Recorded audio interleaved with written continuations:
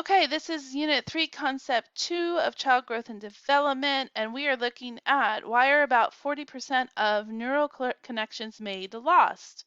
Um, there's my email. So, when we're thinking about this, we are born with these neural connectors. We create neural connectors, and we're basically born with the neural connectors in order to learn things, for example, like any language that we may be exposed to. So, if I am born in the middle of France, I'm going to learn the French pronunciations and sounds. If I'm born in America, I'm going to learn English, perhaps Spanish. If I am born in the Amazon jungle to a tribe that has not been found yet, I'm going to learn the tribal language of that tribe.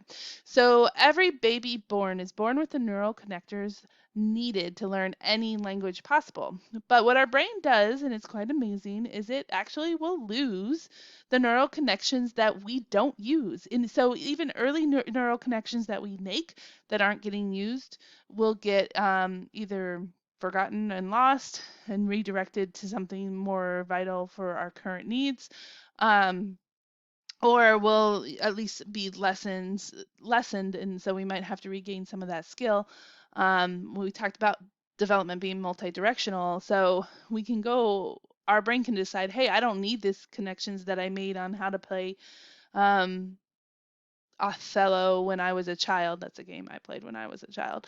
Um, I don't need to know how to do all of the things that I knew how to do. I'm going to lose some of those because they need to be redirected to, know how to do this thing that I'm doing now.